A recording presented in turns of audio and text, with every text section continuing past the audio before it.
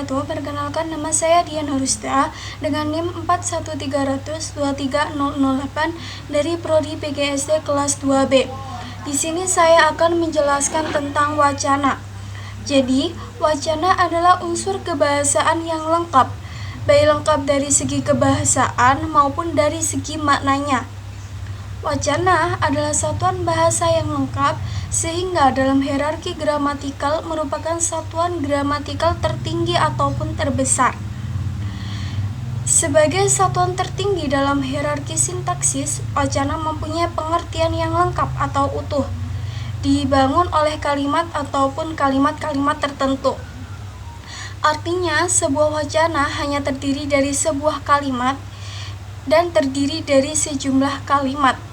Dalam pembentukan sebuah wacana yang utuh, kalimat-kalimat itu dipadukan oleh alat-alat pemaduan yang dapat berupa unsur leksikal, unsur gramatikal, ataupun unsur semantik. Wacana adalah satuan bahasa lengkap. Dalam hierarki gramatikal merupakan satuan gramatikal tertinggi atau terbesar. Wacana ini direalisasikan dalam bentuk karangan yang utuh, seperti novel, buku, seri ensiklopedia, ataupun yang lain, ataupun bisa paragraf, kalimat, atau kata-kata yang membawa amanat yang lengkap. Sementara itu, Moulana dalam Jaya Sudarma menyatakan bahwa wacana adalah rentetan kalimat yang berkaitan dan menghubungkan proposisi yang satu dengan proposisi yang lainnya dengan membentuk satu kesatuan. Pemahaman wacana yang menekankan unsur yang berkaitan dengan kalimat-kalimat di samping hubungan proposisi sebagai landasan berpijak. Itu mengisyaratkan bahwa konfigurasi makna yang menjelaskan isi komunikasi pembicaraan sangat berperan dalam informasi yang ada pada wacana. Dari beberapa pendapat di atas dari berbagai tokoh-tokoh di atas, pendapat para tokoh-tokoh di atas dapat disimpulkan bahwa wacana adalah satuan bahasa tertinggi yang menghubungkan satu proposisi dengan proposisi lainnya sehingga membentuk kesatuan yang utuh. Nah, di dalam sebuah wacana itu ada koherensi atau keutuhan wacana. Koherensi merupakan unsur isi dalam wacana sebagai organisasi semantis, wadah dari sebuah gagasan yang disusun dalam urutan yang logis untuk mencapai maksud dan tuturan dengan tepat. Koherensi adalah kekompakan hubungan antar kalimat dalam wacana. Meskipun begitu, interpretasi wacana berdasarkan struktur sintaksis dan leksikal bukan satu-satunya cara. Menurut Labov dalam Sudaria tahun 2009 nomor 152 menjelaskan bahwa kekoherensian wacana ditentukan pula oleh reaksi tindak ujar yang terdapat dalam ujaran kedua terhadap ujaran sebelumnya. Apabila seorang menyapa orang yang tuli misalnya, sering sapaan itu hanya diperkiraan saja maknanya sehingga jawabannya sering tidak sesuai. Untuk selanjutnya yaitu koherensi pada tataran wacana ataupun antar kalimat. Masalah koherensi pada tataran wacana antar kalimat terutama berkaitan dengan konsep atau gagasan yang ditampilkan menurut Zaimar dan Harahap tahun 2009 nomor 86 ada beberapa hal yang harus diperhatikan. Yang pertama yaitu adanya kontinuitas konsep dan relasi yang relevan. Pada tataran wacana yang ditampilkan bukan hanya kesesuaian makna antar kata, melainkan masalah kontinuitas konsep dan relasinya yang relevan. Konsep adalah konfigurasi pengetahuan yang dapat diperoleh atau diaktifkan dengan sedikit banyak kesatuan dan konsistensi pikiran, sedangkan relasi adalah hubungan antar konsep yang tampil bersama dalam dunia teks. Untuk yang kedua yaitu adanya perkembangan. Syarat dari sebuah wacana hendaknya ada perkembangan, baik perkembangan dalam peristiwa maupun dalam cerita itu sendiri. Menurut Corles dalam Zaimar tahun 2009 nomor 88 menyatakan perlunya ada perkembangan agar sebuah teks dianggap koheren, baik secara struktur makro maupun secara struktur mikro. Perkembangan itu harus disertai dengan penambahan unsur penambahan semantik yang selalu diperbarui. Hal ini akan tampak baik pada urutan kalimat maupun pada urutan peristiwa tertentu. Apabila susunan kalimat atau peristiwa tidak tepat, makna perkembangan teks akan terganggu. Untuk yang nomor ketiga yaitu tidak ada kontradiksi. Syarat lain dalam sebuah wacana antar kalimat utama dan kalimat penjelas tidak ada kontradiksi. Menurut Carolles dalam Zaimar nomor 2009 tahun 2009 nomor 89 mengemukakan bahwa tidak boleh ada kontradiksi dalam wacana sehingga wacana itu dapat dianggap koheren. Dalam hal ini perlu diperhatikan bahwa dalam perkembangannya baik secara struktur mikro ataupun tahapan klausa maupun secara struktur makro, maksudnya yaitu tahapan urutan, sebuah wacana tidak boleh mengandung pertentangan antara suatu unsur semantik dengan isi yang terdapat di bagian lain wacana itu, baik yang ditampilkan secara eksplisit maupun implisit. Urutan kalimat yang tidak tepat juga dapat memancing kontradiksi. Untuk yang nomor 4 yaitu perlu adanya identitas. Sementara itu, identitas dalam sebuah wacana menjadi kategori yang penting untuk menentukan kalimat tersebut agar koheren. Van Dijk dalam Zaimar tahun 2009 nomor 90 menyatakan bahwa salah satu penentu teks yang koheren adalah identitas individual. Yang dimaksudkan dengan identitas individual adalah segala hal yang menjelaskan dan mengacu pada konsep yang ditampilkan.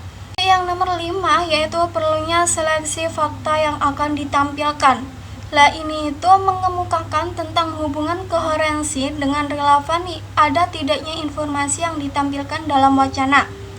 Ada pendapat bahwa jika wacana mengemukakan suatu deskripsi keadaan atau peristiwa, wacana itu bisa dianggap baik apabila semua fakta yang membentuk suatu situasi tertentu ditampilkan. Menurut Van Dijk dalam Zaimar nomor 2 tahun 2009 nomor 91, demikian juga suatu wacana yang mengemukakan tindakan dianggap lengkap bila di dalamnya diuraikan semua peristiwa yang mendukung tindakan itu. Padahal kelengkapan tersebut bisa luas sekali dan suatu wacana tidak perlu lengkap karena hal itu tidak praktis dan secara pragmatik pun tidak dianggap baik. Maka dari sejumlah besar informasi yang mungkin diberikan harus dilakukan seleksi. Selanjutnya saya akan membahas tentang wacana naratif. Wacana naratif ini juga termasuk dalam golongan wacana.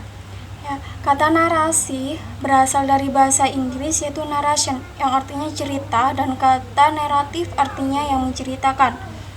Karangan narasi adalah karangan yang menceritakan atau menyampaikan serangkaian peristiwa atau kronologi. Karena menceritakan serangkaian peristiwa dan kronologi, maka narasi sangat erat kaitannya dengan waktu, tempat, dan peristiwa. Sementara itu, menurut Keraf tahun 2010 nomor 135 ini mengemukakan bahwa karangan narasi adalah suatu bentuk wacana yang berusaha menggambarkan dengan sejelas-jelasnya kepada pembaca suatu peristiwa yang telah terjadi dalam satu kesatuan waktu. Dalam semua jenis wacana harus ada koherensi antar gagasan, namun masing-masing mempunyai kekhasan. Untuk yang selanjutnya, ini ada koherensi dalam wacana naratif. Dalam wacana naratif terdapat 3 macam hubungan yang menyebabkan wacana ini koheren. Yang pertama yaitu hubungan kausal antar suatu isi cerita yang merupakan fungsi-fungsi utama. Hubungan ini merupakan kerangka dari sebuah cerita. Untuk yang kedua yaitu hubungan antar cerita fiksi dan dunia realita. Apabila cerita itu menampilkan genre tertentu seperti dongeng, maka perbedaan antara fiksi dan realita tidak menjadi masalah. Namun apabila cerita menampilkan genre realis, maka kesenjangan antara cerita fiksi dan realita berdampak pada koherensi sebuah cerita. Untuk yang nomor 3 yaitu hubungan antar unsur bahasa. Apa yang telah dikatakan terlebih dahulu harus sesuai dengan apa yang dikatakan kemudian agar wacana ini koheren. Nah, selanjutnya saya akan membahas tentang sarana koherensi sebuah wacana. Sarana koherensi wacana menurut Frank J. D. Angelo dalam tarikan tahun 2009 nomor 101 telah meneliti serta mendaftarkan sarana koherensi bagi paragraf. Adapun pembagiannya yang pertama yaitu penambahan adisi. Sarana penghubung yang bersifat aditif atau berupa penambahan itu antara lain dan juga lagi pula. Yang kedua yaitu seri rentetan, maksudnya yaitu sarana penghubung rentetan atau seri adalah pertama, kedua, berikut, kemudian selanjutnya, dan akhirnya. Untuk yang nomor 3 yaitu pronomina, sarana penghubung yang berupa kata ganti diri seperti saya, kami, mereka, dia. Kata ganti petunjuk ini, itu, sana, dan lain-lain itu termasuk dalam pronomina. Untuk yang nomor 4 yaitu pengulangan repetisi. Pengulangan repetisi atau pengulangan kata sebagai sarana koherensif sebuah wacana. Untuk yang nomor 5 yaitu padan makna atau sinonim. Penggunaan sarana koherensif wacana yang berupa sinonim atau padan kata atau pengulangan makna. Untuk yang keenam yaitu keseluruhan makna. Keseluruhan bagian. Lah, wacana tersusun dari gagasan-gagasan yang bersifat keseluruhan. Ada juga yang tersusun dari bagian-bagian gagasan yang menuju keseluruhan. Hal ini memang sesuai dengan salah satu dimensi yang harus dipenuhi dalam penyusunan kurikulum atau silabus pengajar bahasa. Dimulai dari bagian yang lebih besar ke bagian yang lebih kecil, dari bagian yang umum menuju bagian yang lebih khusus. Tentu hal ini tergantung pada tujuan dan tingkat kelas para siswa. Untuk yang nomor 7 yaitu kelas anggota. Pernyataan ini agak mirip dengan sarana yang telah dijelaskan di atas sarana koherensif wacana yang memulai dari kelas ke anggota pengelompokan benda yang sejenis. Untuk yang nomor 8 yaitu penekanan. Dengan sarana penekanan pun dapat pula menambah tingkat koherensi sebuah wacana. Untuk yang nomor 9 yaitu komparasi perbandingan. Komparasi atau perbandingan dapat menambah serta meningkatkan kohorensifan dalam sebuah wacana. Untuk yang nomor 10 yaitu kontras atau pertentangan. Kontras atau pertentangan para penulis dapat menambah kekoherensian karya tulisnya.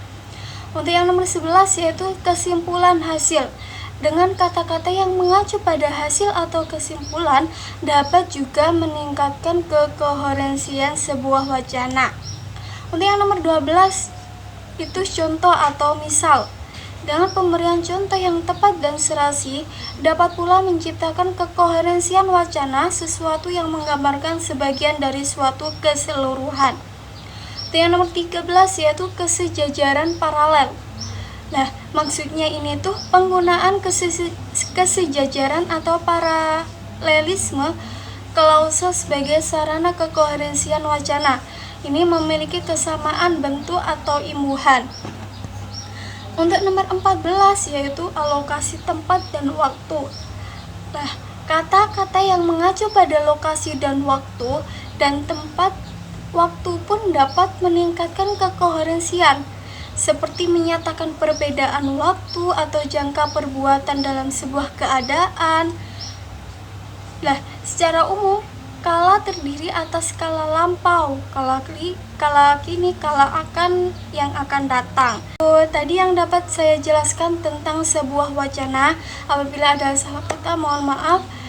Saya akhiri. Assalamualaikum warahmatullahi wabarakatuh.